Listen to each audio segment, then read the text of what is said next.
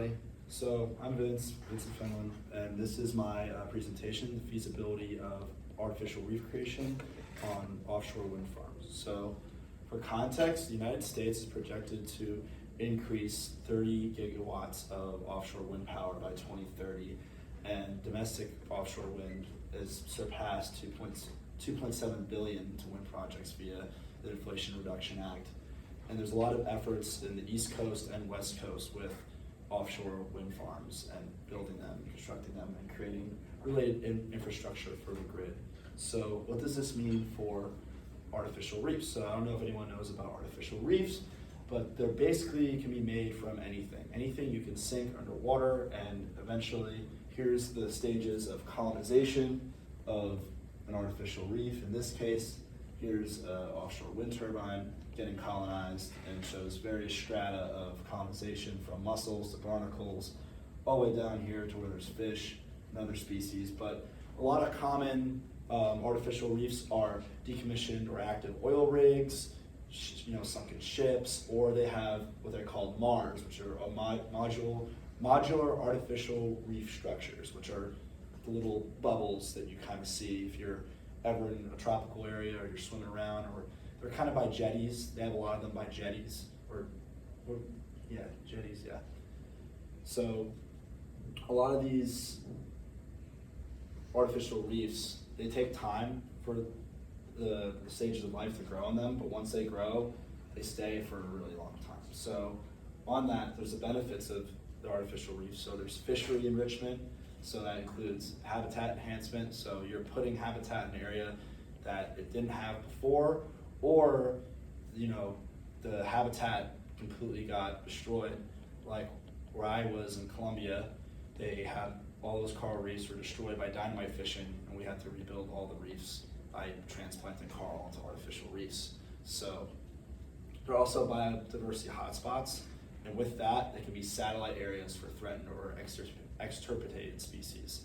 So the hotspots are basically areas where certain fish can breed, reproduce, etc. And then from there, their spawn or whatever can get moved by currents to different areas of their range. So there can be range expansion. Also, another benefit is wave energy attenuation, which basically reduces wave energy that passes through it. This really helps indirectly with erosion control if it's closer to the shore, and also kind of just like reduces wave flow, which can create more calmer marine environments. So with that, decommissioned oil rigs, as I mentioned, are the most popular larger scale artificial reefs. There's a lot of this out in the Gulf of Mexico right now, of all the oil rigs. A lot of them are still active, and they're actually like really sprawling reefs.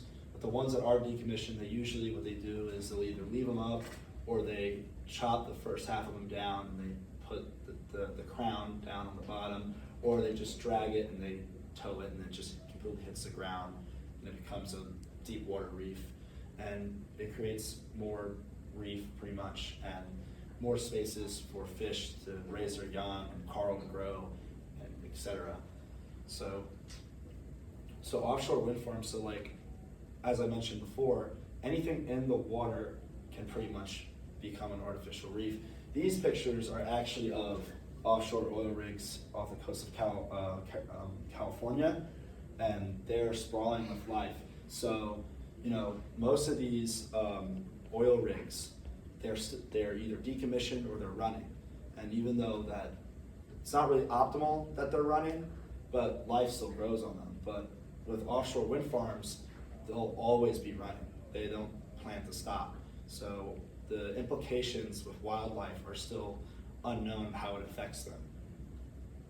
So the environmental, and ecological impacts of offshore wind turbines in the short term are, seabird death, they fly into them, habitat destruction when you initially set up the offshore wind farm. There's a lot of seismic activity that goes on there with the sensing, completely messes up the seafloor.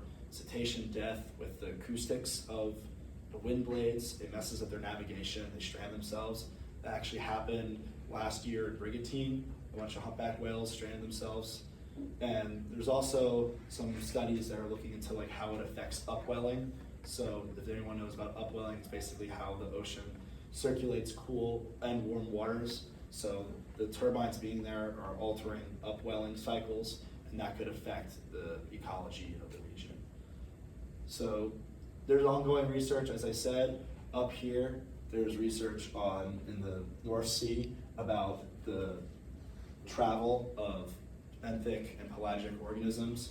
So basically, these spots right here are satellite spots, and they're just basically seeing like how these species are thriving here, and then if they are moving to spots where they're extirpated or they're not really common. So they're kind of acting as refuges. Below is a picture of the offshore wind turbines being colonized by all kinds of marine organisms. These are a bunch of mussels. You should see some sea urchins. Really important early colonist of wind turbines. And here on the bottom right, this is the Block Island Wind Farm. This is one of the biggest wind farms in the Northeast, right off the coast of Nantucket. And this is pretty much how they have their setup. They kind of have a lot of aquaculture away from the wind turbines, so these huge fishing vessels don't, get caught up in them. But they also have a lot of lobster traps and other shellfish aquaculture down at the base of the wind turbines because they really like the structure because it is a reef. And above is kind of like, it's a thought experiment I found. It's pretty much like using wind turbines and offshore wind farms as multi-use structures instead of just them being wind turbines. And it's very conceptual, but a lot of this is happening right now, especially with the artificial reefs.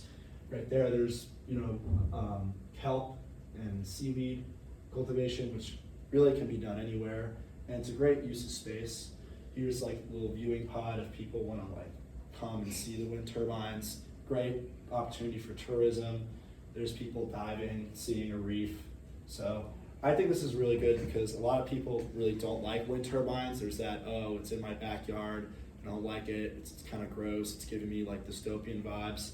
And if they just made it to something where everyone could attend and participate and enjoy them, and they could see the benefits of wind turbines being there, I think the public would really appreciate that a lot more. So I think this is something for everyone to just kind of think about, it's space being used. So with that, is there any questions? Okay, cool. Thanks, Vince.